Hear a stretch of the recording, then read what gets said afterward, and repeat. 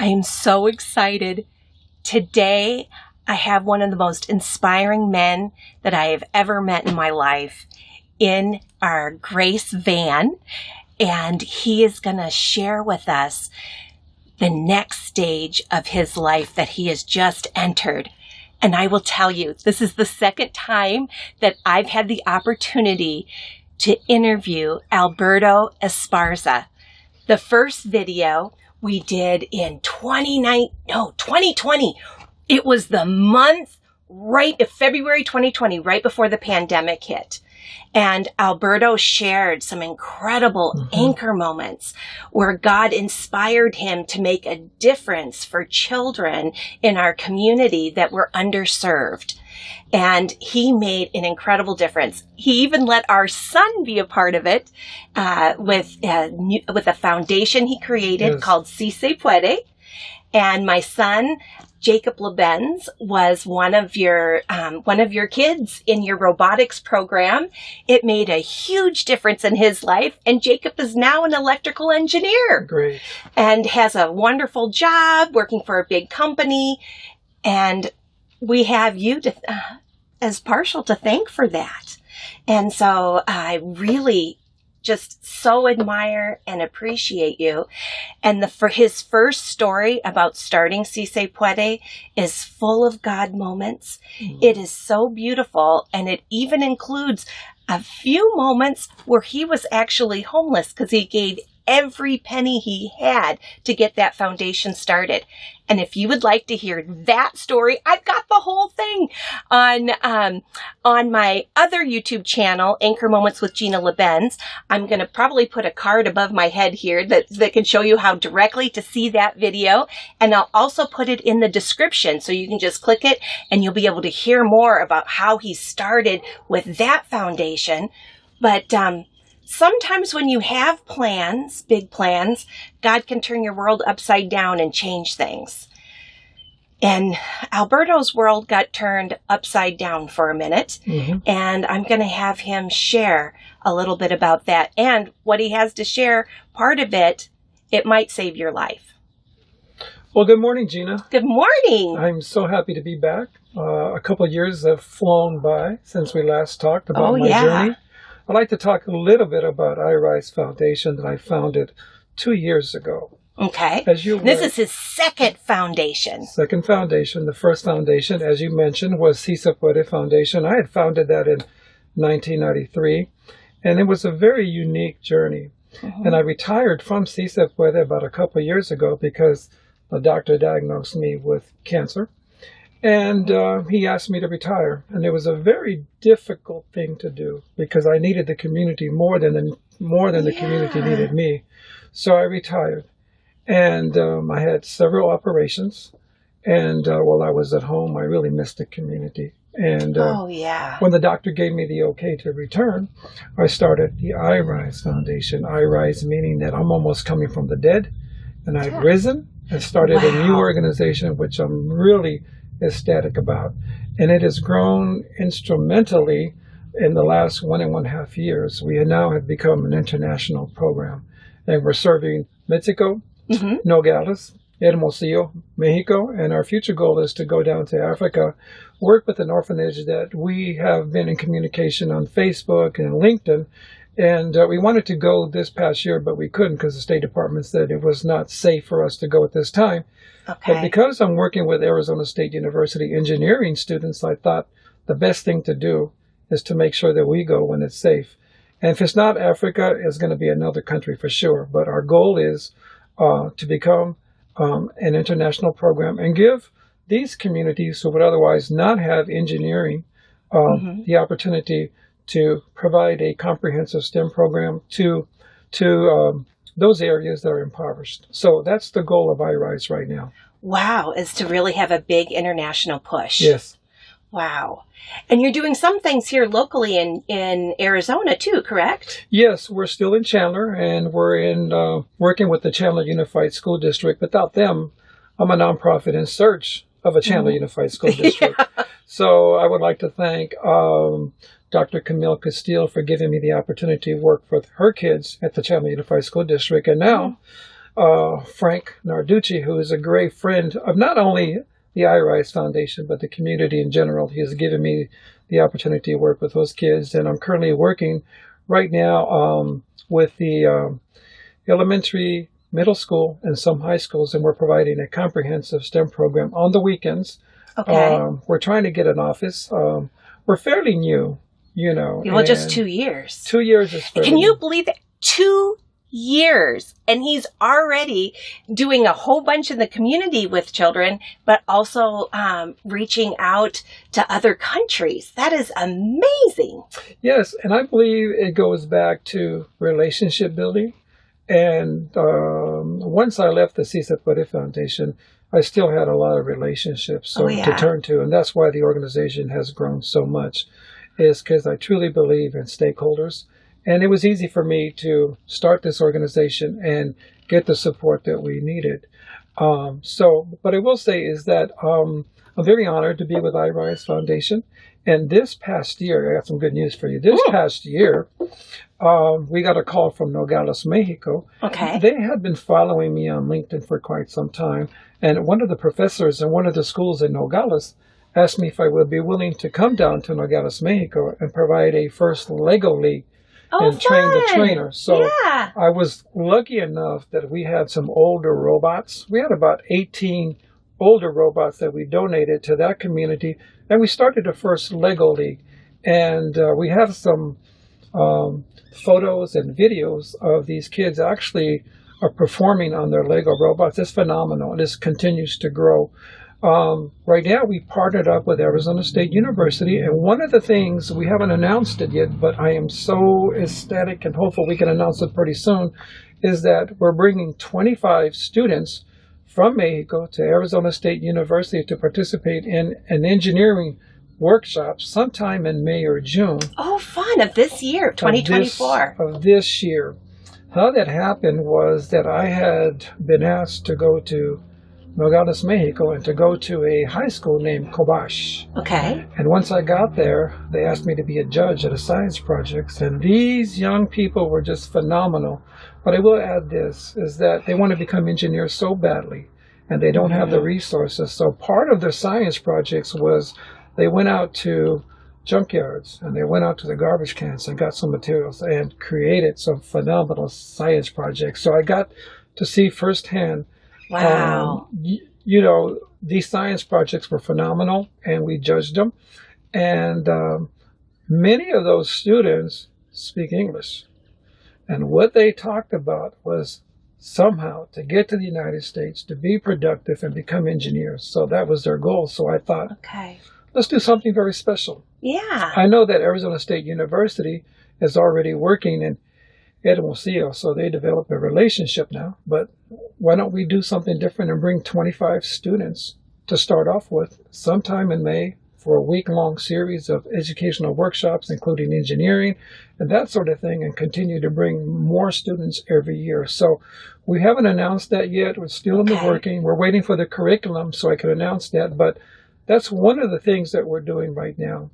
Wow, that'll be life-changing for those 25 students. It'll be life-changing. And like I said, I have had a wonderful time in Nogales and Hermosillo. They have embraced me. And I'm working at an orphanage, too. And I'm working at an orphanage, and very humbling to work in an orphanage in Hermosillo. And there's over 300 children who are orphans. Wow, they that's embraced huge. me. And we already been there twice. We're training some of the mentors on First Lego League to create these teams, and hopefully one day bring them out to Arizona or to Chandler to compete in some of the programs that we have. But I truly believe that I'm an instrument of the Lord. That's right. And the He Lord really has is. chosen me to do what I love to do, and that's serve the community. And I wouldn't change my life right now. Is that I'm lucky to be alive. Yeah, you are, Alberto. Seriously. Yeah. How did you find out you had cancer? What was the big sign to let you know? I better see the doctor. Well, I already had been through the doctor, and he had diagnosed that I had cancer. But for some reason, I didn't really get the treatment that I should have gone. Okay. So one day I'm outside and I'm mowing the lawn and I had to use the restroom. So when I used the restroom, I urinated blood and I panicked. Yeah. And none of my family was available to take me to emergency, so I drove myself. Once I got to emergency, I was bleeding profusely. And it was during the COVID, which was very difficult because they had emergency was filled with patients. So I had to wait for an hour sitting on the chair just bleeding. Oh my gosh. So once they brought me in, they put 6 catheters in me, which was very difficult. Those catheters could not fit, and because my prostate was so enlarged. And really I was in bad shape. So they were looking for a hospital, but there was no beds available to take me to the hospital. So I stayed at the emergency for about a day. The second day, the ambulance took me to the hospital, and that's where I was diagnosed with cancer. Okay, with the prostate cancer. With the prostate cancer. And they didn't realize that I was diabetic. So yeah. Now this is important too for everybody out here, because I was wanting you to tell this next story. I also have type 2 diabetes and I'm terrible. I don't wear one of those bracelets that say that I'm diabetic, which I really should get one, but I do wear a Freestyle Libre sensor that does my blood sugar. So I figure if I pass out somewhere, you know, a true medical person would see the disc on my arm and go, uh-oh, this person's diabetic. We should check her sugar. But where's your bracelet? Do you I don't have a bracelet You need a bracelet, Alberto. You've been diabetic for what, 30 years? 30 years. Yeah, that's a long time to have type 2 diabetes and not have a bracelet. Exactly. And what happened to you at the hospital when you went? When I was at the emergency, they didn't realize that I was diabetic. And I was pretty angry at the nurses and the doctors because, so many catheters was just straining on me. And it was very difficult. I didn't want another one. And I really asked the Lord to take me because I couldn't take it anymore. And they asked me if I wanted anything to drink. And I said, I'll take a Coca-Cola if you have one. And then the nurse said, we don't have that. We got pineapple juice. And I said, okay, I'll take a pineapple juice. And after 8 pineapple juices, the doctor came in and said, are you diabetic? I said, yes. Why didn't you say anything? I said, nobody asked. Oh my gosh. Now, pineapple juice has the most carbohydrates than any juice. It's so sweet. It's delicious. I love pineapple juice, but oh my gosh, 8 cans. It was so comforting at that point after being prodded. You could have gone into a diabetic coma. Yes, and I thank the Lord that I didn't. But oh my gosh. Yeah, so I became known as the Pineapple Man. Oh, I'm sure. I'm sure word went out to all the nurses on that floor because that is they could have killed you. They could have killed you with the pineapple juice. You really, seriously. And I know I have more men watch this channel than women. And I'm telling you guys, if you have type 2 diabetes or type 1 diabetes, you need to wear either a bracelet. And if you're not going to wear a bracelet, wear a glucose sensor, and get your glucose under control. But you need to have something because if you're in a car accident or something and you're unconscious, how in the world are the medical people going to know that you have diabetes? They're not. And they can make a big error like that. And they can kill you with pineapple juice. Yeah. Oh my gosh, Alberto. The sensor is not foolproof, though. Sometimes if it fell off, then you don't have a bracelet. Well, that's true. That's true. All right. Maybe for our anniversary, Jeff, you need to get me a bracelet. But you got to have something that so people know in case you're unconscious. So once I get at the hospital, I went to Banner Hospital because they couldn't find any beds. So the following day there was a bed available. So the ambulance took me to Banner Hospital, and I picked up the COVID. Because prior to that I didn't have COVID. But once I got there, I picked up COVID. And I didn't know that I had COVID. I was scheduled for the surgery. The nurse came and she said, "You're kind of toasty." I said, "But don't say nothing. I need this operation." Luckily, I had the operation. Good. And it was an awesome doctor. Good. A urologist. And he basically said to me, "I know who you are." I said, "Wow." and I'm going to be here. And I thank the Lord that he came into my life because he really saved my life. He's been my doctor up to this point, and he's done a phenomenal job. And he's making sure that I continue to survive because I have a lot to offer. Oh, he has so much to offer. So many people do, especially in Arizona, know Alberto. He has won multiple awards. He's just, the amount of programs he does, he does all the STEM stuff. He does, youth soccer, dancing. What we're doing right now is that we're working in Native American communities as well. Okay. I got lucky this year is that Skyline Gila River High School, which is 100% Native American, asked me if I'd be willing to teach science and robotics. And I said yes. So I've been there for this past year, and it's very exciting. And it's very humbling to work with these phenomenal kids who've never had science and robotics, and I'm building engineers out there as well. Awesome. And then I also work at St. Peter Indian Mission School. And if you haven't been out to St. Peter Indian Mission School, it's like a third world country. Oh. But it's beautiful. It's very clean. There's a lot of flowers, and there's goats in the classroom. Oh, my goodness.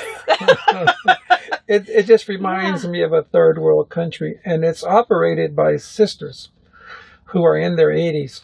Okay, so Catholic nuns. And they're driving these buses, and the community out there, it's 100% Native Americans. Okay. There's a lot of obesity. There's a lot of diabetes. And what the nuns have done is that on the weekends, they drive out to go pick up the kids on the reservation, bring them and feed them breakfast and lunch, and then the kids go back. So I'm also been working out there for about 6 years as well. Okay. And when I got ill, one of the sisters said, well, we're praying for you. I said, sister, you got to do a little bit more than that. You got to light some candles as well, because I need all the help I can get. Oh, my gosh, yeah. And they have embraced me out there, and I love that community out there. I love the sisters, and it just reminds me of a third world country. Like I said, when you go there, you're going to see these goats going into classrooms, and the kids are just wonderful. So I've expanded to Gila River.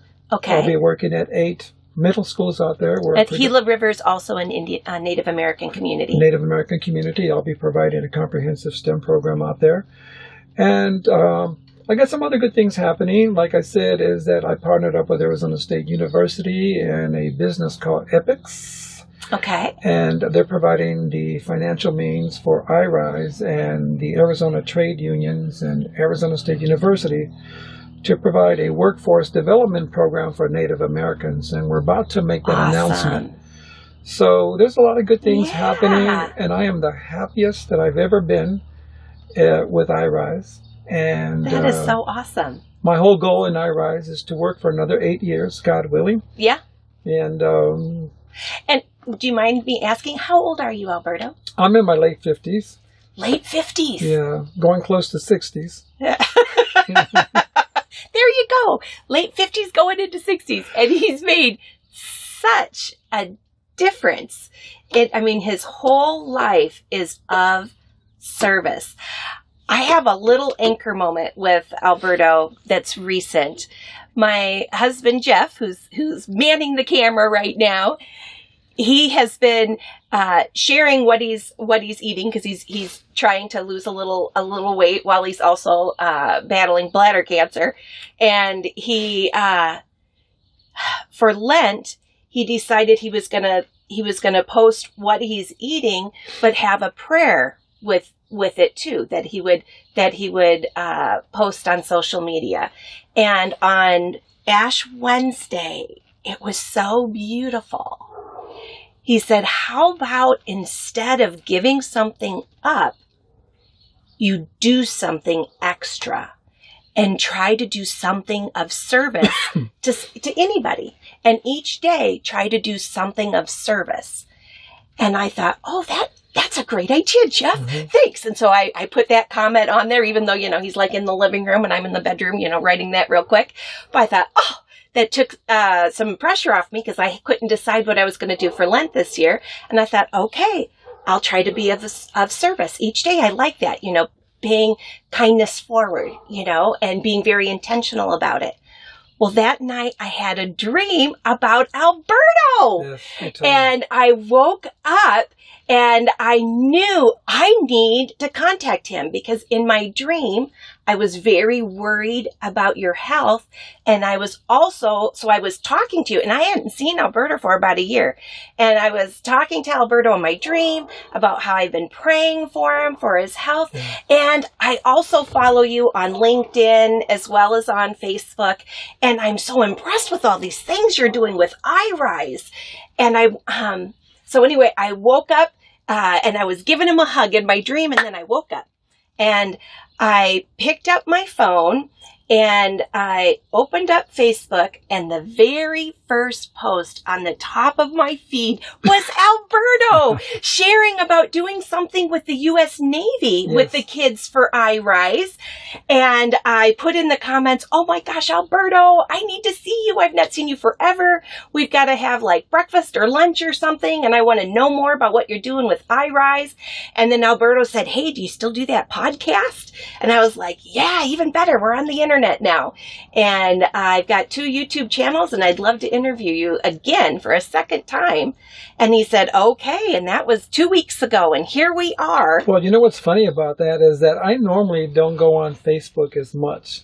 But when I saw your message to me, I responded pretty quickly. Really fast. I mean, he responded like 30 seconds later. I typed, "Hey, we got to get together for like breakfast or lunch or something. I haven't seen you for a long time." But I'm glad you mentioned about the United States Navy.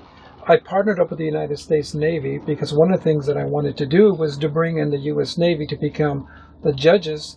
We're hosting an underwater competition, and I think underwater robotics. Yes. So cool. For the Native American community. And right now we have 20 teams that will be competing. We're under the auspices of seaperch.org. Okay. They're the international program where we are responsible for conducting the regional. And at the regional, the top 2 teams will go on and compete internationally against the world. So I wanted to focus on Native American teams and get more teams involved in this. So we have 20 teams already who will be competing, and the United States Navy are going to be the judges. Wow. And guess what? We got United States frogmen coming in that will be in the pool. The frogmen. So they're going to wear all the scuba gear and stuff? Yes. Oh, very cool. I think it's going to be very exciting for the children, very exciting for the parents, very exciting for all of us to see the frogmen out there. And on February 28th, we are hosting at Skyline Gila River High School in St. Peter. The U.S. Navy will be celebrating their birthday. And wow. They're bringing in a band. They're bringing in their color guard. And we got some Native American speakers who will be speaking about their journey in the United States Navy. Okay. And it is phenomenal. One of the things I want to create with the Navy is an ROTC program. Okay. Wouldn't it be wonderful to see these kids in these uniforms? Oh, yeah. I think it'd be phenomenal. So there's a host of great things that we're doing. And I'm just grateful to the Lord for giving me this opportunity to be well and to continue to serve others. And I will share one thing. Okay. A few years back, when I was with the other organization, I had given up on the Lord. I just felt that there was no intervention in His part. And I was sleeping in a vacant office. There was broken windows. It was November. Okay. And I just said, "Oh my God, my life has no meaning, no purpose." I just had given up completely. And I was reading a poem called Footsteps. I'm sure you're familiar with Footsteps. And in case our audience isn't, what's the Footsteps poem? Footsteps, I can't read it verbatim, but it's something to the effect is that when you think that the Lord is not with you, when you think that the Lord has given up on you, He really hasn't. He had been following me throughout my career. And when the footprints are in the sand. In the sand. And then God says when some of the footsteps disappeared, go ahead, Jeff. You've got it? Oh, I don't have it. But there were 2 sets of footprints in the sand. He noticed it. And then he noticed it sometime during the most difficult parts of the person's life. that there's only one set of footsteps, and he asks, why weren't you with me, God? Here, these are the worst parts of my life, and there's just one set of footsteps, or footprints in the sand. And that's when he says, that's when I was carrying you. Yeah. Yes. That's when I was carrying you. And that night I dreamt of the Lord. Some people don't believe me. I believe you. But I dreamt of him. And he said, you were never alone. I was always with you. So that morning I woke up about 4 o'clock in the morning, and I apologized to the Lord deeply. One of the things I learned is God answers at his own time. Mm-hmm. So you have to be patient. And I woke up and I said, I'm sorry, God. And next morning I was back doing God's will, because I truly believe that I was born to do this, and born to serve others. And I'm just grateful that I had another opportunity to be alive and to see everything that's happening with iRise. I have a great board of directors. Oh, that's key too. Anyone who's listening to this and they get inspired and think, wow, this guy, he didn't just do one incredible foundation, he did a second one, and he's doing all those amazing things. I think I want to do something too. And maybe God has placed something on your heart that you feel is missing in the world that you could bring about to help solve. What's some advice for someone who wants to start a nonprofit? Well, one of the things when I first started to get involved in the nonprofit, and you have to understand, nonprofits are usually founded by someone who doesn't have a business sense. Someone who has a passion in the community, and they start a nonprofit without really knowing what a nonprofit. My recommendation to anyone is to take a class at the university on nonprofit. I believe that there is a certificate that one can get. Okay. And when you take those classes, they're going to teach you about fiduciary responsibility. They're going to teach you about grant writing. They're going to teach you board development and things like that one has to learn. See, I didn't have that. I just assumed that starting a nonprofit, that the funding was going to be there. Yeah, he started with his life savings. And I spent over $100,000 of my life savings that I know I would never get back, but that's not important. The money was used to create Se Puede Foundation. The money was used to plant seeds of purpose and ambition and youth minds. And I have close to 98 students who became engineers as a result of what we provided to the students. And one of those 98 engineers is my son, Jacob. Exactly. Yeah. Exactly. And if they're not engineers, they're productive in their community and they're supporting their families. And that's the main goal, is to give them the skills to basically support their families and be productive members of our community. And I have a lot of young adults who started with me at an early age, and now they're working at big-time jobs in New York and Chicago and LA. They've been to Stanford, they've been to Harvard, and we still are close. I've baptized more than 50 kids. Oh, wow. Yes. That's so neat. So that's what happens when you're a person in the community, you're a leader, is that you get invited to baptize all these children. You get invited to weddings and quinceañeras and or mitzvahs, and you name it, I've been invited. And that's the unique part about my role, is that I have never led from above.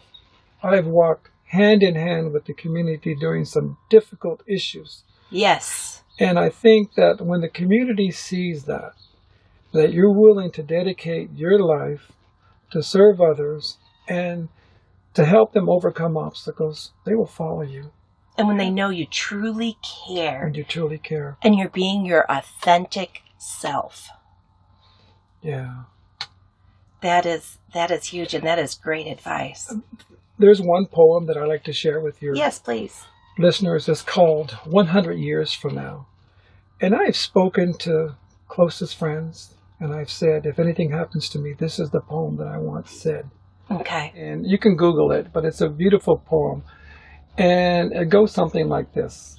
100 years from now, nobody will ever remember the type of home I lived in, the type of car I drove in, the type of clothes I wore, how much money I had in the bank, but the world may be just a little bit better because I was important in the life of a child, families, and the community. And that's what I want to be remembered. Is my legacy here on earth had meaning, had a sense of purpose, and I want to be remembered for that. You know, the awards never mattered. You know, I'm not out there to seek awards. No. You know, I just want to do God's will, and one of God's will is to serve the community as best I can.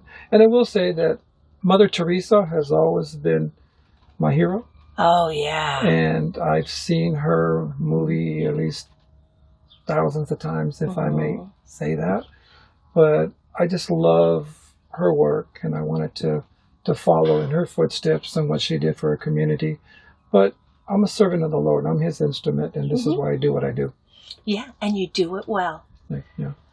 Well, thank you, Alberto, for being here with us today. And you'll get to have your second Anchor Moments That's cup that you take home, your second cup. Yes, ma'am. And we're going to tell more of Alberto's story. We're going to take our van Grace to California. And this fall, Alberto is going to speak in at Berkeley, California, to some college students there. And we'll be doing a third interview of Alberto, and he'll be sharing his story of what he did with Cesar Chavez back in the day, and about someone who's a college professor who's currently working on writing Alberto's life story that's going to be coming out as a book, maybe in just another year or two. And so we'll be doing more then. Well, thank you for sharing your Anchor Moments. My pleasure. And thank you, everybody. Hold on to your Anchor Moments and have a great day. Bye-bye.